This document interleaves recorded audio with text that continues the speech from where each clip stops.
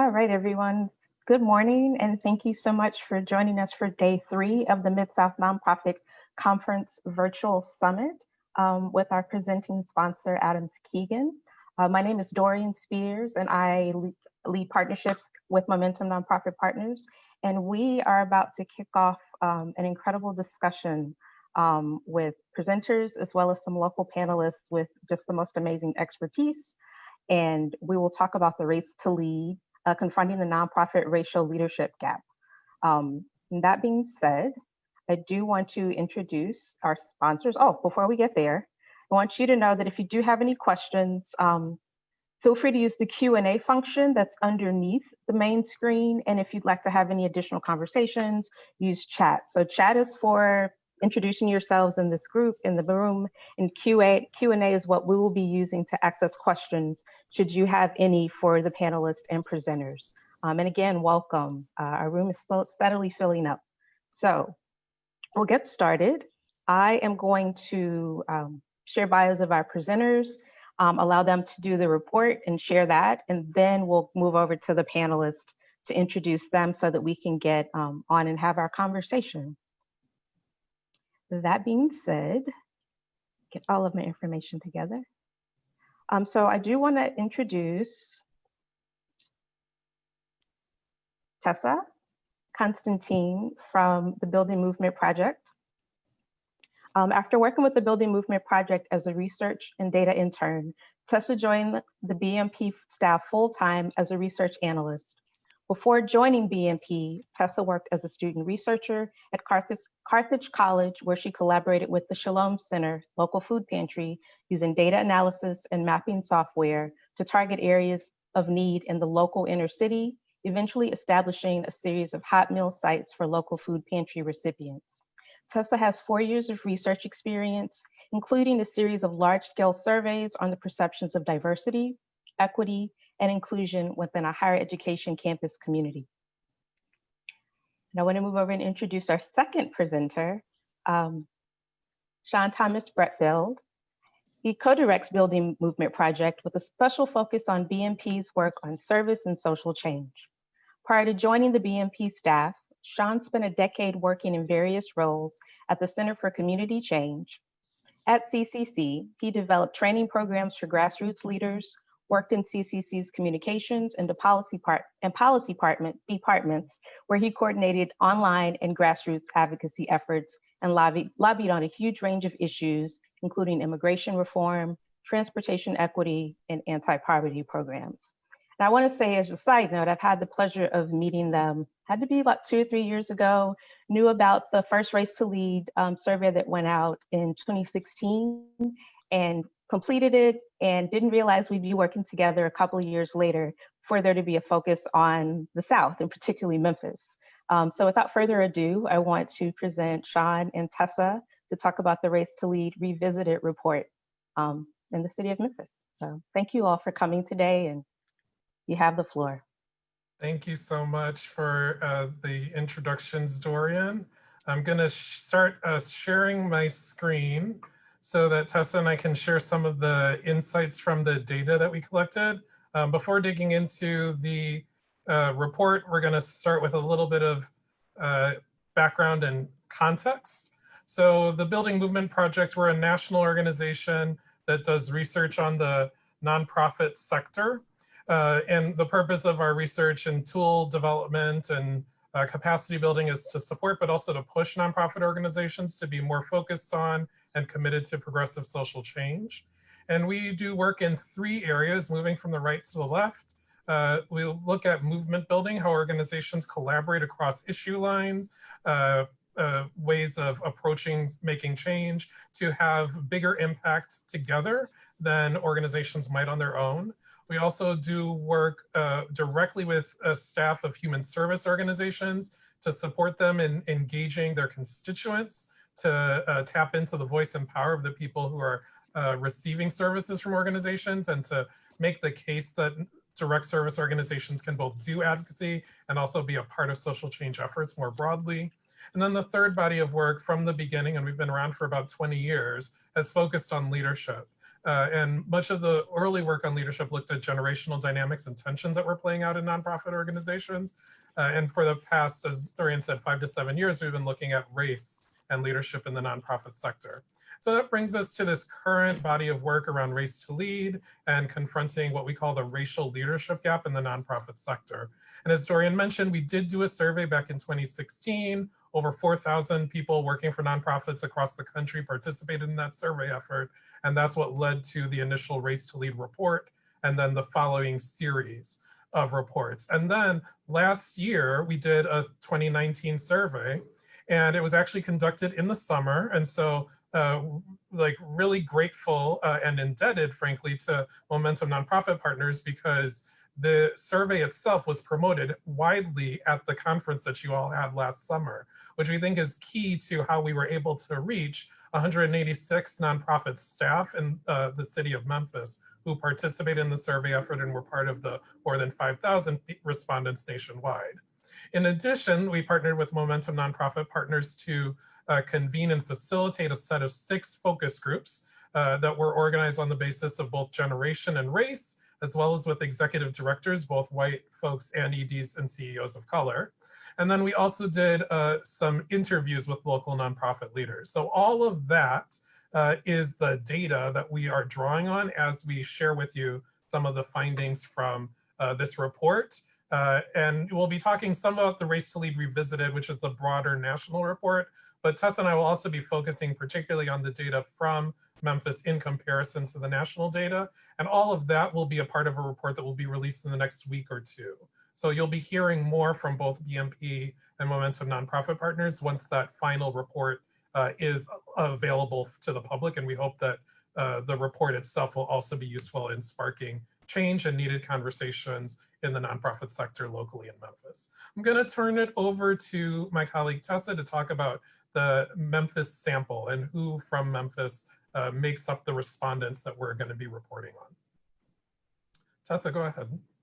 Thanks so much, Sean, and thanks, Dorian, for our introduction.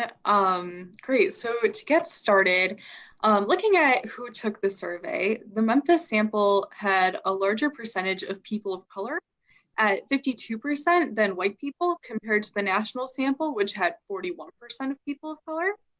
And virtually all the respondents from the local sample, as Sean mentioned, work in the city of Memphis, although the demographics of our sample are actually a bit more representative of the surrounding Shelby County, which has about 54% people of color, rather than the demographics of the city itself. And it's important to note here, I think, though, that though all respondents but one said they worked within the city of Memphis, they may still live in the surrounding region and commute, which could account for some of the differences in the demographics of our sample here. And looking more specifically, the Memphis sample had a much larger share of Black and African-American respondents at 48% compared to just 14% of the sample nationally, and had a smaller percentage of many other races and ethnicities. Notably, the local sample had just 2% of Latinx respondents compared to 10% nationally. And regarding gender identity, 85% of respondents from Memphis were women and 15% were men. And none of the respondents from Memphis self-identified as gender non-binary, gender non-conforming, or genderqueer, though they made up 3% of the national sample. And looking at race and gender, there were 10 percentage points more women of color in the Memphis sample than there were nationally. And while there were also slightly fewer white women and somewhat similar proportion of men of color and white men across the two samples. In terms of generation, the Memphis sample had a similar age distribution compared to the national sample. Millennials made up 47% of both the local and national samples, while a slightly smaller share of both the local and national samples were Generation X, followed by baby boomers and older leaders. And regarding educational attainment, the Memphis sample was also similar to that of national respondents, with 39% of local respondents holding a bachelor's degree compared to 40% nationally, and 54% obtaining a master's degree compared to 52% nationally, as you can see here. then in terms of people's current roles and positions, respondents in the Memphis area were somewhat more likely to work in senior manager or director roles, as well as executive director or chief executive officer roles than the national sample.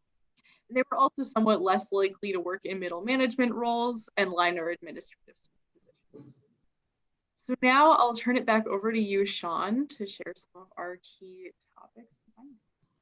Sure. So there were four main findings from the data when we looked at the data from Memphis and compared to comparison to the national findings. And so I'm going to start by talking about the leadership aspiration, but also some of the racialized barriers that people reported to advancement in Memphis's nonprofit sector. The second key topic related to the composition of organizations themselves and the impact that that then has on people's staff experience. And then the third and fourth relate to funding of organizations, particularly those led by people of color. And then the last one is about people's perspectives about how to make change in organizations in the sector more broadly. So on that first topic of aspirations and barriers to advancement, it's really, become common for us to see higher degrees of aspiration for leadership roles on the part of people of color than white respondents. We saw this when we gathered the data back in 2016. The same pattern was repeated in 2019, and the same pattern that we saw nationally was also repeated in Memphis. And so you can see that although there's slightly higher aspiration locally on the part of both people of color and white respondents, that the gap is basically the same in terms of people of color having a higher degree of aspiration than their white peers, and then as a result, lower in terms of like people who are saying they definitely or probably don't want to be leaders of nonprofit organizations. One of the things that really tends to or seems to impact people's aspiration, but also their potential to advance has to do with whether people have access to mentors. And so here was where we saw respondents from Memphis being overall more likely to report having mentors than we saw nationally, particularly on this measure that's circled around having access to mentors from outside of their organization. So you can see that almost 80% of respondents reported that they had mentors, respondents of color reported they have mentors outside of their job or organization. We also, though, found that when it came to whether people had access to mentorship inside of their organization, that the gap that we see nationally between white respondents and people of color is much narrower here in Memphis. So you see on the national side, which is on the left, 56% of white respondents and 48% of people of color saying that they had mentors within their job. And then on the right side with the Memphis data, 58% of white respondents and 56% of respondents of color from Memphis reporting the same. And so that's interesting to see a narrower gap in terms of access to mentors within the job and organization. That may be a reflection of the greater diversity of who holds positions of power in nonprofit organizations in the city of Memphis. Now, we don't want to sort of paint an overly rosy picture though, because we still saw that overall people were reporting that their race was having a negative impact on their advancement. And so nationally, roughly half of people of color reported that their race had a negative impact, which is the darkest blue color.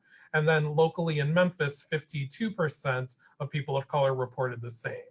And so it's actually interesting that there's even slightly higher rate of respondents of color from Memphis reporting that their race is negatively impacting their advancement. Another question that we asked related to impacts on advancement related to the impact of people's networks. And one of the things that we heard a lot from the focus groups related to the networks, access to networks, how important that is locally in terms of advancement in the nonprofit sector. And so here we do see that overall, the responses are pretty similar for people of color locally in Memphis to nationally, with 74% nationally and 73% of respondents of color in Memphis reporting that their networks are having a positive impact on their career advancement. What was interesting was that white respondents from Memphis were more likely than nationally to report that their networks were having a positive impact. And I think that this quote really does help to get at that importance of networks, but also that white peers may not be as aware that the networks exist and that the networks are fundamentally racialized locally. So this was one of the insights from one of the focus groups. Moving on to this point about the demographic composition of organizations, just want to take a look at how respondents from Memphis reported that their organizations were sort of concentrated in terms of who held positions of power in organizations. And so this really maps to the section of the National Race to Lead Revisited report that we called the White Advantage, where we looked at how striking it was that such a large share of respondents nationally were in this top square, basically. So this is a combination of what people reported about the demographics of the board of directors of their organizations and what people reported about the demographics of the leadership teams of their organizations. And so this teal square at the upper left is the combination of people, respondents who reported that less than 25% of both the board and staff and top leadership roles, that those most powerful positions in organizations were held by, comprised of people of color. And so looking at it a slightly different way, basically these are organizations where 75% of at least 75% of the board and leadership teams are white people. In contrast, the combination of organizations where people of color made up either 50% to 74% or 75% to 100% of the board and staff and top leadership roles was this set of squares that were this darker blue. And then the gray is all other organizations that didn't fit either threshold. And so the way that we looked at the data nationally was we then categorized the respondents who worked for organizations that fall under this teal square as white-run organizations. So white-run meaning that over 75% of people in holding board and leadership positions were white, contrasted with organizations that were POC-led. And so here what you can see is the proportion of the respondents who reported that they worked for POC-led organizations. So nationally, it was only 14%, but in Memphis, it was roughly a quarter at 26%. In contrast, 45% of respondents nationally reported working for white-run organizations. Again, those organizations where both the board and leadership teams were 75% or more white. In contrast, locally in Memphis, 24%, again, just under a quarter, of respondents reported working for those types of organizations. However, there were some racial differences. And so you can see that nationally, 33% of people of color reported working for white-run organizations, compared to only 10% of people of color in Memphis. And nationally, only 7% of white respondents reported working for POC-led organizations, compared to almost 20% of people of color. And the reason that we wanted to look at the data in this way is because we saw at the national level some very interesting but also very clear patterns in the impact of the racial composition of the leadership of the organizations, correlated with how people felt about the workplace experience and the organizations that they were working for. And so we looked at these three questions. Would people be happy working at the organization 3 years from now? Did people report that they felt they had a voice in the organization? And then whether they felt that the organization offered fair and equitable opportunities for advancement. And respondents indicated their agreement with these statements on a scale from 1 to 10. And so what's being reported is the average. And so you can see in general that given these averages, respondents working for white-run organizations had lower average agreement with each of these statements, in comparison to people of color-led organizations having generally higher degree of agreement with each of these statements. And so just going to draw our attention to the last one around whether people felt like the organization offers fair and equitable opportunities for advancement. And so you can see in Memphis, respondents working for white-run organizations rated their organizations a 5.5 out of that scale from 1 to 10. So if you think of that as 5.5 out of 10. That's not necessarily a passing grade. In comparison, or people working for POC-led and the all other organizations were at the higher end of the scale, around 7.4. So just really interesting for us to note that these patterns that we saw nationally were also repeated locally in Memphis. I'm going to turn it over to Tessa to talk a little bit more about how we also use this way of categorizing the organizations to look at some of the funding dynamics and budgetary budgets that were reported about organizations locally. Thank you so much, Sean. Yeah, so on to our next key finding. Given that a body of research has emerged documenting the lack of funding directed to organizations led by people of color, we took the opportunity to look at some additional data on this topic. And in Memphis, respondents working using these same categories again, respondents working at people of color-led organizations were considerably more likely to report that their organization's budget was $1 million or less compared to respondents at white-run organizations, as well as respondents at all other types of organizations, as you can see here. And in contrast, respondents at white-run organizations in Memphis, though this was true nationally as well, were more likely to indicate that their budget was more than $5 million, while respondents at people of color-led organizations were only about a third as likely to say the same, with respondents in all other categories of organizations falling somewhere in the middle there. And looking at some of the focus group comments as well, related to both funding and the previous data on racialized access to networks, focus group participants noted the importance of these networks in the local funding landscape.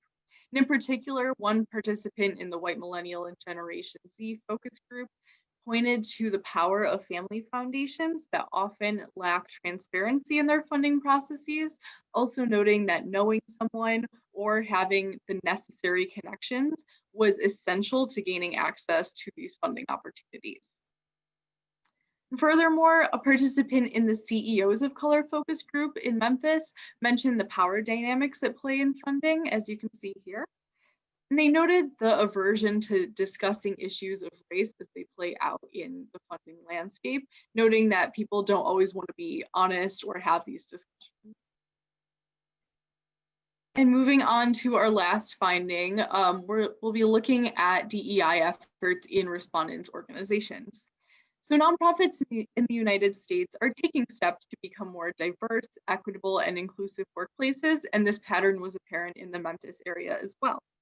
We asked people taking the survey if their organizations had some type of DEI initiative or activity that was currently ongoing, and the majority, or 68% of Memphis respondents, work for organizations that did have ongoing DEI initiatives.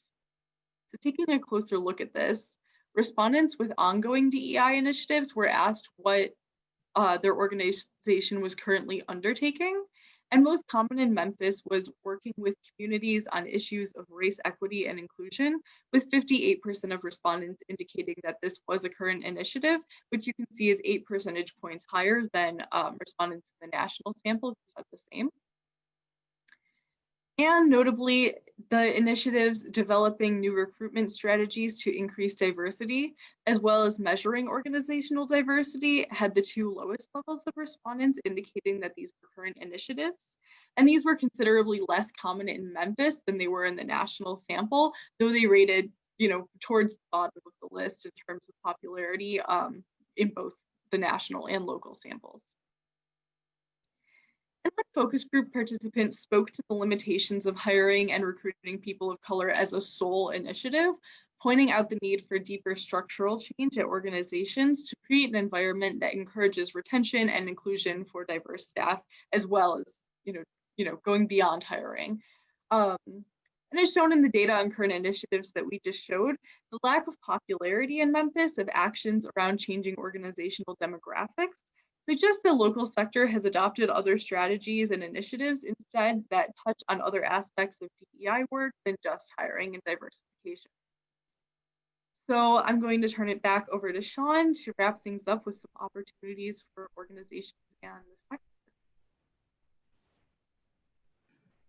Thanks so much, Tessa. Yeah, so as we were taking stock of the data that we had gathered nationally last summer, some key things really emerged as far as what changes organizations might consider taking. And so one is just that it's really critical for leadership of organizations to really take a stand, particularly in this current moment, that equity is a key commitment of organizations, but also that the organizations are going to really understand and value the lived experience of people of color working in the nonprofit sector and in their organizations themselves. We also think it's really important that thinking about leadership broadly to include boards, that we really as a sector make a commitment for there to be more representation and more reflection of the community that's being served, and to ensure that leaders of color have real voice and power both within organizations as well as in the sector more broadly.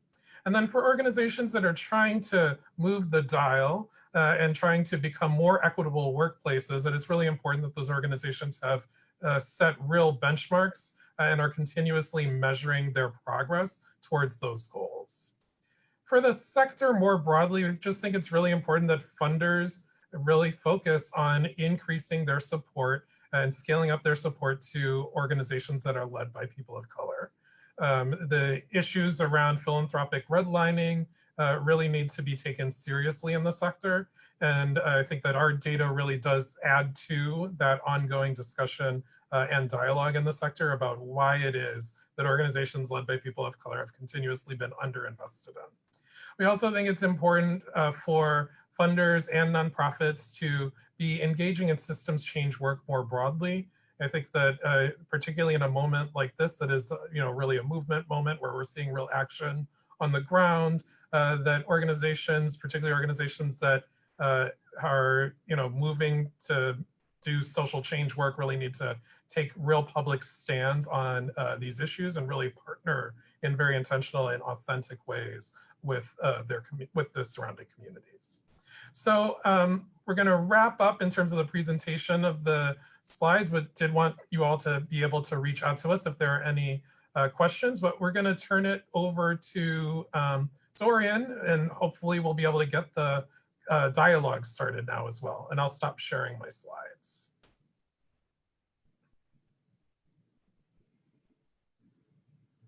Muted.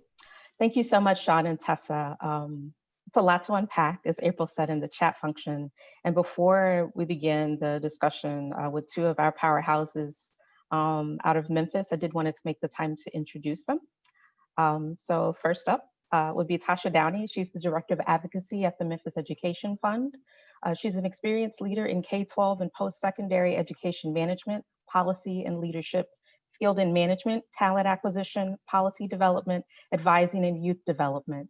Strong community and social services professional who graduated from Clark Atlanta, the University of Michigan, and the University of North Carolina School of Law.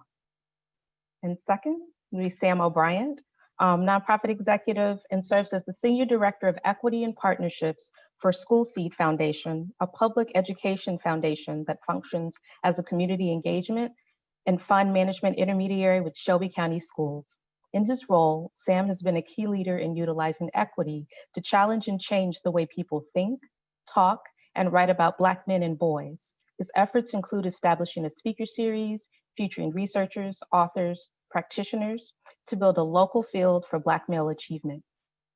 Welcome you to what will be an amazing conversation to have. And we do have 3 questions in Q&A, and if there are any others, please feel free to use that function. I'm going to kick it off with about 3 questions and absolutely open it up for the audience, because this is, as I said before, a lot to unpack, but definitely necessary. To Sean's point, this is a movement and not a moment. Just because we've had some catalyzing events of 2020, these are things that have actually been beside us in our neighborhoods, in our homes, in the places we work, surrounding us for some invisibly for many years. So it's time to make some true substantial changes so that we do have an equitable space for all in what is supposed to be the land of opportunity, that is these United States. So I would like to start off with, should I get all my questions and everything lined up? For Tasha and Sam, what obstacles resonate from your experience in addressing the nonprofit racial leadership gap? So in terms of what we shared with the report, what are some things that resonate for you in terms of the obstacles that exist for leaders of color to scale up in just your experience in your professions? Hey guys, I'm outside, so tell me if there's a lot of background noise. So I'm trying to use my little mouthpiece device here to keep the background noise to a minimum. So if it gets too noisy, I'll just mute and start afresh. But first thing is, Adrienne alluded to this in her question. The bar for entry for Black and Brown leaders is ridiculously high. I'm a Black woman who, again, I have a bachelor's from Clark Atlanta, I have a master's from the University of Michigan, I have a law degree from the University of North Carolina. My CEO has a bachelor's from Harvard, an MBA from Kellogg, and a JD from Kellogg. Our largest funders in this city and in this country, I don't know a single white person who writes a check to us that have pedigrees close to ours. Facts on facts, right? And so for us to even get in the room and to get to the table, we have to have the pedigrees, but it's also the fact that we have the pedigrees, that's where we got the network. So, you know, the most prominent leaders in education in Chicago and Detroit and all these places could attest to my work because I'd done the work in Chicago and I'd done the work in Michigan, I'd done the work in Georgia. But everybody does not come to the landscape with that level of pedigree or network, but they all come with the skills. Like when I was gone 25 years, I came back and every one of the young professionals that I was working with in nonprofit organizations in the city who went to, you know, high school at Hamilton, then the University of Memphis, or went to Central and then to, you know, Southwest and then to UT had the same or greater skill set that I or my ED or any of us had. But our funders searched far and wide to find us, as I like to call the mythical unicorn Pegasus Negroes. Not unicorns. We needed to have horns and wings to ascend to the places where we have the level of kind of agency. And I just think that's probably one of the greatest bars. And there's not even anything close to that bar for some of the white leadership in the city.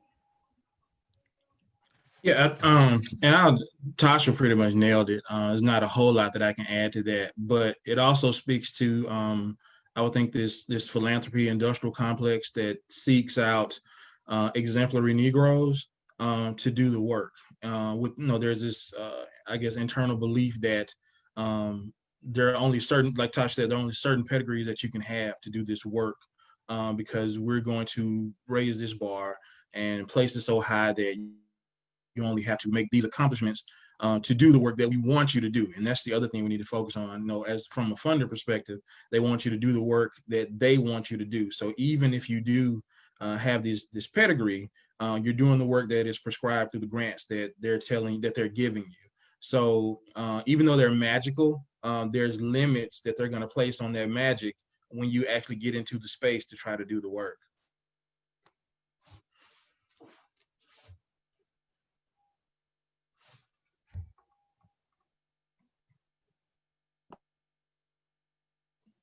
I just want to give him a minute for that to digest as I pull up the next question. You know what, before you get to your next question, Adrienne, one of the things I wanted to know, I scrolled through all the attendee and the participants in this list. And one of the things I also wanted to acknowledge is that people were really grateful for this research, data-driven information. You know, this data-driven culture really speaks to a lot, and we can say it tons and tons of times, but we need, you know, we need white allies who confirm it for us. so we're deeply grateful. And as I was reading it yesterday and hearing you talk about it, Sean, I said, oh, the research is really important. And I was like, and I know all the attendees, cameras on or not, are like, like they're shaking their heads, they're nodding their heads. And I said, and then if I know one of my friends, one of my colleagues, Dr. Rashida Watkins, she's probably, this is what she's saying in her head. And water is wet, sand is dry, Santa Claus is not real, and life is a fair. We'll see the fair in September, right? like I just, in this space, because these realities are so heartfelt, and we, like the list of folk on here in this attendee pool it literally not just the most talented nonprofit leaders in Memphis, but across the country.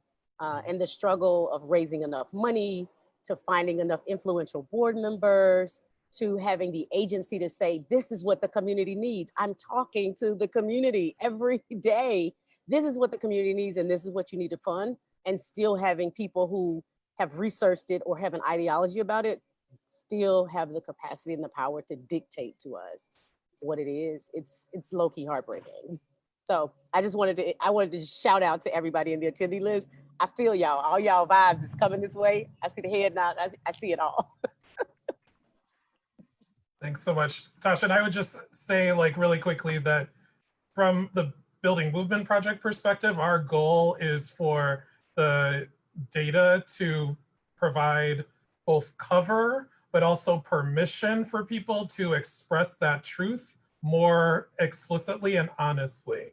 I think that oftentimes what has happened is the data confirms lived experience, but people have only been able to articulate that lived experience in the safety of community of color. And so the hope is that having this data and a report provides sort of cover, basically, to start unveiling these inequalities more broadly and in different kinds of surroundings and audiences. Thank you. And that's why I'm so glad that you are all able to have, you know, a foothold and be able to be welcomed in Memphis and have these conversations and share that initial report from 16 so people could see, to the point of Tasha about Rashida. And I could picture her doing this. Just, we know this already, and what? And that being said, I do want to move to a particular term that I thought was interesting in the report around white advantage. And just knowing, when I think about it, I'm one that just really dives into the characteristics of white supremacy, because sometimes when we can't have nice things or work doesn't move forward, there are characteristics of that show up. And when I think about it, I think of that comfort with predominantly white leadership and its antidote, which is leadership representative of the communities most affected by inequity. Tasha and Sam, I'd love to get your thoughts about how do we move from this concept of people being more comfortable, or what we think is a perceived comfort with white leadership and its ability to do work effectively. And I wouldn't say versus, but maybe not looking at the fact that lived experience and representation by those that have experienced inequity is important. So how do we move from one side to the other?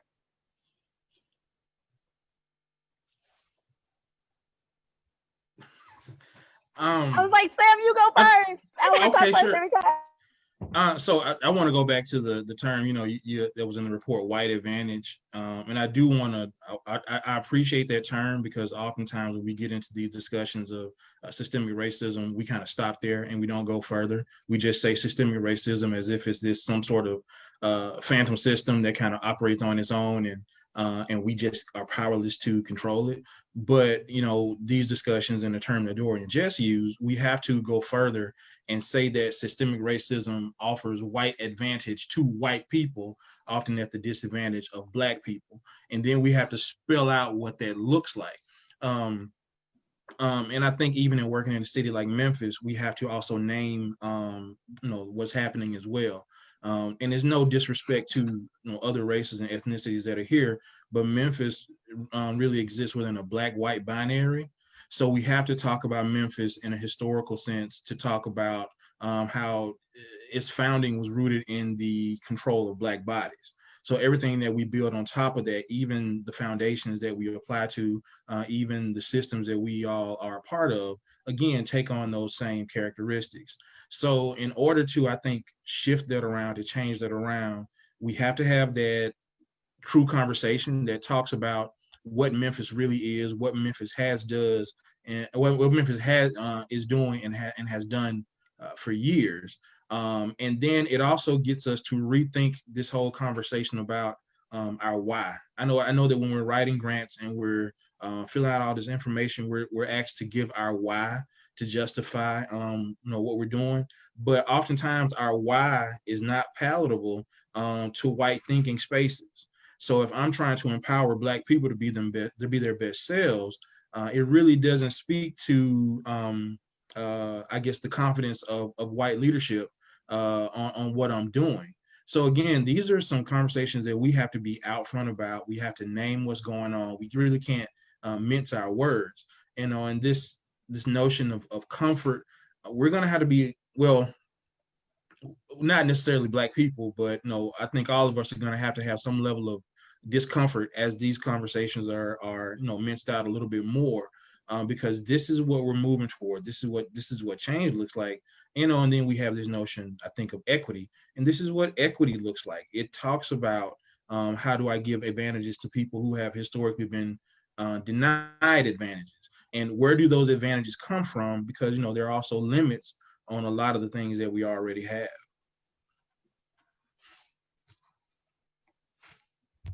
Yeah, as I was thinking about that whole white advantage narrative, I thought we can't even get white people to own white privilege. I think advantage is going to be a bridge too far. So I was like, yeah, I don't know about that. So it's good for us to know it and understand what it is conceptually, but it is just really difficult for people to reckon with, with what that means. Like even in the face of those charts and that data indicating the vast percentages of folk who are white folks, but who feel empowered to do the work. What we have not also wrestled with, there's a great work, I think it's Edgar Villanueva, that writes about decolonizing wealth. And it is, to me, that is like the most critical body of work that nonprofit leaders of all races need to read. Because Sam touched on this, where he's hitting on where it says the black bodies drive our engines. I had this, I asked this bold question to my friend Adrienne Johnson, and I think our keynote speaker on the other day, about this idea that for those of us who do this work, the truth is that we put the money in the pockets of these philanthropists here. In Memphis, I think we are 23rd in the nation for inherited wealth and giving. Or it's some ridiculous number. I've seen 11th in the nation, 3rd in the nation, 23rd. But at any rate, we also home to the poorest zip code in the nation too, in a city of this size. And so we got to own that, just kind of in the days of robber baronness, right, where people made all the money, that there just was not a vested interest in solving every problem. And so what we have to own, if we are going to have our white allies and our white non-allies, is to see the value in a Memphis in which more of the folks here have a real shot at coming out of poverty, that our city is safer and stronger and more habitable, and that businesses want to come here. And I feel like we have a community of folk who really struggle with that. And that at some point the narrative has to become that there is enough. My foregone conclusion is the top is not a pyramid. The top is not the tip of a pyramid. It's actually a platform. And that when you get to it, there is enough room for you to reach over and grab and pull all these other folks up with you. And so that I think that is we need to be pushing a narrative of, we have to, like one Memphis climbs together. Like the wealthiest Memphis, the wealthiest philanthropists will not get to enjoy this city if there's not a space for all of us to thrive. And I think that economic narrative has to become forefront before we get any white allyship from all the white people who have the advantage. Because I just don't see it coming otherwise. Yeah. Thank you, Tasha and Sam. There have been some quotes, some things going back and forth in chat. Yeah. I'll read Amber's. We need to dismantle the old Memphis tropes in nonprofits and philanthropic spaces, not accepting that Black people can't ask for or expect to be supported, and normalize equity in these spaces. So how do you make sure you're making room for BIPOC people, Black, Indigenous, people of color is what BIPOC stands for, to actually ascend in these leadership roles and make that, not only are you making room for them, but you want to set them up for success. If there's some other questions, feel free to put them in the Q&A. I am going to actually jump to my last question, because I do know there's a lot that we could be talking about that you can move over from chat to Q&A. What does the greater Memphis community need to think about efforts in equity, diversity, inclusion for real change to happen? What tables need to be created? And who needs to lead the way for 2020 and beyond? Ooh, child. You're welcome. One thing I love about being a Gen Xer is I'm in the forgotten generation, and I have enough to be disillusioned. But what's happened is I feel like because of the Gen X leadership, a lot of Gen Xers realize how important it is to open the door for millennials. And most millennials know this. One of the things I said is like, yeah, I'm not gonna be like, I lack the gravitas to climb high, like super, super high, because I don't have the good sense to not say so. And but what my role is to kick the door open, or at least put my foot in it and like usher them in, like, come on, while nobody's looking. And I really am like working to find all the other folk who are willing to do that, right? Because I think what happens is we just feel like there's not enough. And I'm just like, I got enough house, I got enough car. So if y'all fire me tomorrow, it'll be real unfortunate, but I could probably keep eating and I could keep paying my mortgage. And so then if somebody says, you know what, this bold, courageous leadership that folks are trying to do, like, we just ain't got no time for that, Tasha. So bring somebody else in. And then one of the other questions that piggybacks on this is like, what do we need to do? Like, the problem is a lot of the boards are just lily white. Like, not only are the organizational leadership white, but the boards are white. And I have found that just having my little Black voice on some of these boards, somebody asked about tokenizing Black folks. It depends on the Black person you have. If you pick somebody whose goal is to ascend, then you pick the wrong Black person, or the wrong brown person, or the wrong Indigenous person, because they are so happy to get to the table that there is no way in hell that they are gonna stand up in indignation and say, fuck this, and flip the table over. So you have to find that person. And if you have that person on, that's a good token, right? Like I know the power of my voice and the power of my advocacy and the power of my agency. Like, I have been put in the most conservative, I've honed these skills at the University of Michigan, University of North Carolina. Like, you put me in the most difficult places with the most challenging white people, I am more than willing to tell them the hard, honest truth. But if you have someone on the other side of that who's just like, oh, I'm just so glad they let me in the room, versus, those of us whose parents are like, look, when you get in the room, you gotta take money in them with you. You better bring your aunties, because they ain't gonna never, ever get in those rooms. So you have to go and speak with those voices. And so to the degree that we find those kind of people, those people of color who are willing to be that contrarian voice. And then also, I always like to say, we gotta create golden parachutes. If not golden parachutes, we gotta create sturdy trampolines, right? Because if one of us get pushed out the window, then that's it. My seat at the table is gone. None of y'all ain't gonna get in. So what y'all better do is make sure that when they push me out the window, there is a parachute or a trampoline out there to catch me. Because what happens is, y'all know who we talking about. Our friends molest people, commit crimes and embezzlement. And then everybody talks about what a good person they are and how kind they are. And then all I did was I wrote a check for $30 and it was for $300, right? And now I'm mud, now I'm trash, nobody will hire me. And so we don't build those safety systems. And that's that sponsorship thing too, that somebody talked about. Like, I don't need another mentor. I've been mentored since I was 3 years old and poor.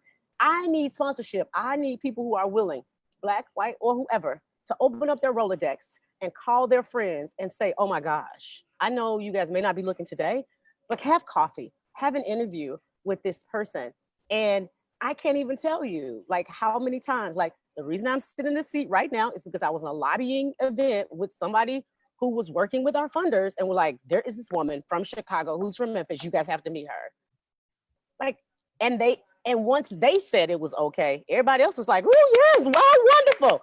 Little unbeknownst to them, they were like, y'all don't really know who y'all getting. Y'all know who y'all calling. But by the time they figured it out, it was too late. I was already here, right? And so we have to be willing to be that person, because we're gonna have to be the bridge. And we also have to be, just able to say to our white allies in this work, like, you go. and for me as a Black woman, I send my CEO, who is a Harvard educated Black man who plays golf with everybody and people love him. And I'm just like, you go.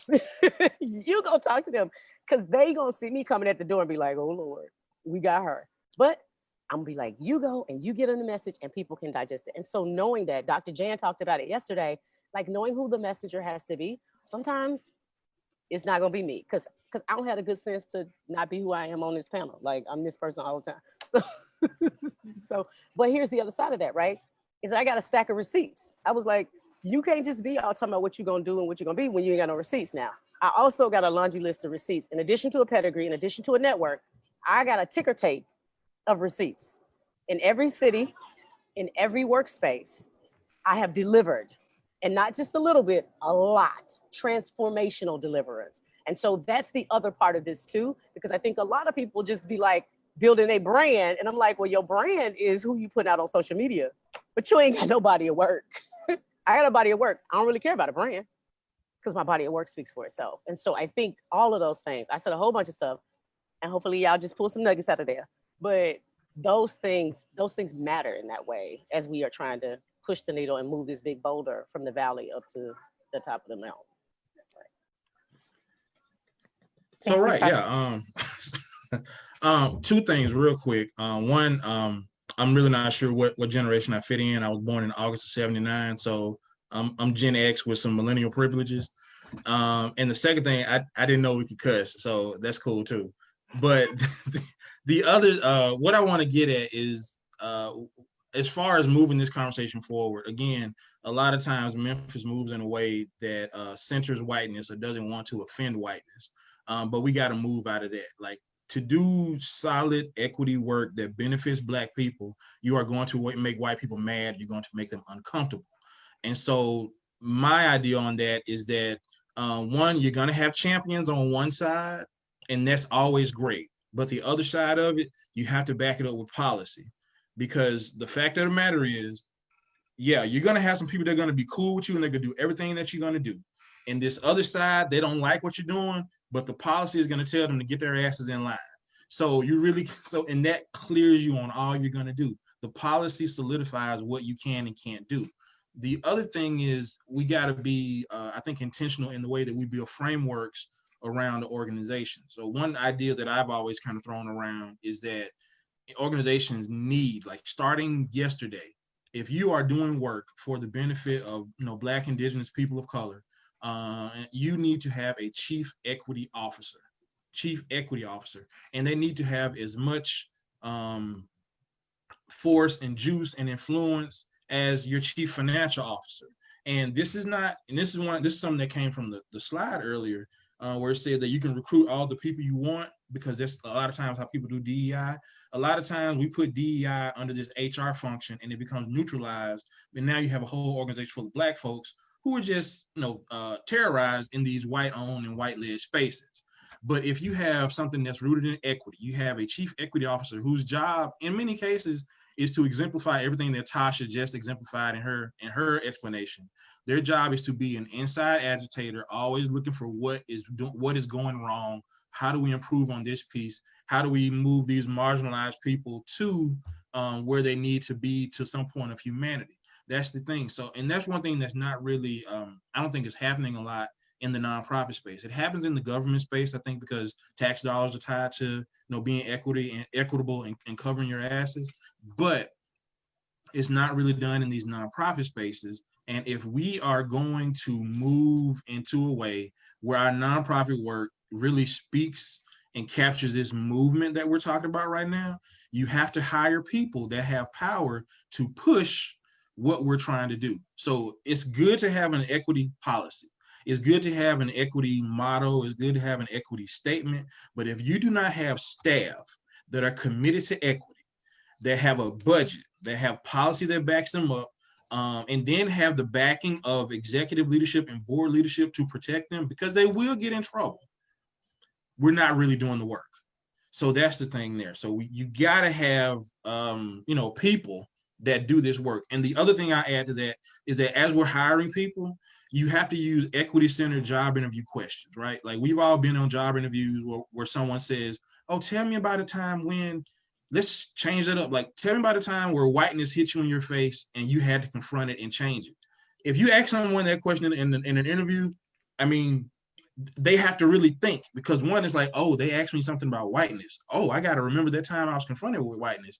And then we have to talk through these things. So equity has to be at the center of everything you do, from hiring to purchasing to procurement to the consultants you hire to the people that you work with to the way that you issue out your grants to the way that you even review your grants. And if it is not done in that way, you're not doing the work.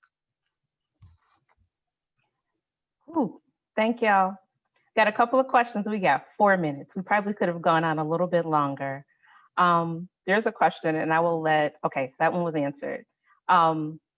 So as a white ED, while we have 2 people of color on our board of 14, we would like to increase that number. We have 2 women of color on our management team of 6. Can you share actionable ideas of how we can improve? So I'm gonna pop in here, Sam. I'm gonna say this. You don't just need people of color on your board. In Memphis, you need some Muslims on your board. You need some people who have some race, some gender and non-binary diversity on your board. Because we have a tendency that we'll be like, oh, we got a lot of nice Black people on here, yeah, but we all Christian and oppressive in the ways that we approach the work. And so I think that you think about a holistic way of what the world that you look like. If you serve young people and you don't have young people on your board, shame on you, shame on you. And so that's what we think about. We think about what the world is and the world that we're trying to create and making sure that all people get to live the free, honest, wonderfully open lives that privileged white men get to live, right? And so that isn't just the 2 people of color, it is, or 2 Black people, who is the Latinx, who is the Asian, who is the immigrant, who is, again, who's the transgender person. Let everybody be uncomfortable. Let them be uncomfortable, because most people get to curate their lives in a way that's just like, well, I don't have to deal with that. That's not my problem. You know, let a working parent on public assistance be on that board, and you'll be figuring out how and why to have your board meetings at a different time. And so I just think that, you know, expand your idea of what it means to have diversity and to be committed to giving them voice on your board. If whoever you serve and nobody from that community you serve is on your board, you're doing it wrong. Thank you, Tasha. I think as Lakim just said in the audience, intersectionality is important. You want as much diversity, which turn of thought, not just what our gift wrap looks like. It's more than that. We do have one more question I'm going to squeeze in. It's a pretty big one. The development field is largely white-led and predominantly comprised of white development professionals. In my experience, the best practices for individual fundraising and grant writing are built around white American culture. How do you feel this influences how often and how robustly the Black community is engaged in fundraising efforts?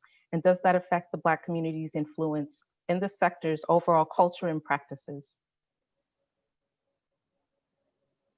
Yeah, that was a pretty big question. I told you. You can have it, Sam.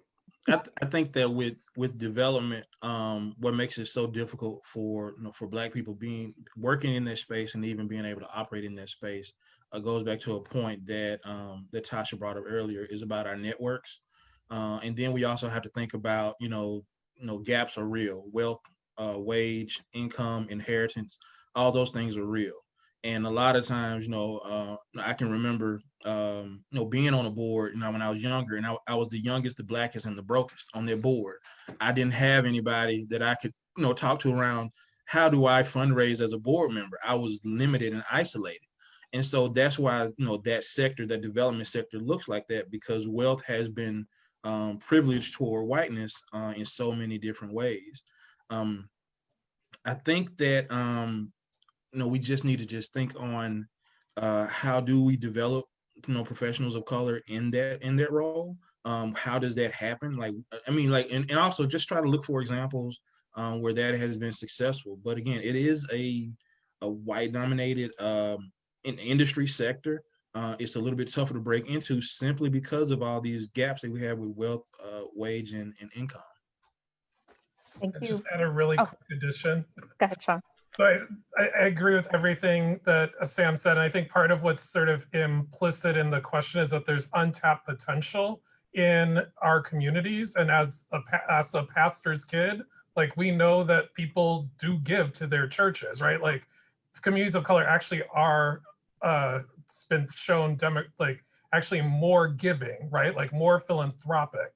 However, because of the racial wealth gap, the giving that we can do is not on the same scale as white family foundations. And so while I want to make sure that we're clear that yes, there is untapped potential, the onus needs to be on the people with the most power and most privilege, meaning those institutions that are led and controlled by white families with generational wealth to change their practices. And that we can't just try to focus more on sort of getting more out of the Black community or communities of color. We actually also need to be putting the onus on the folks who have held onto the wealth to distribute it in different ways.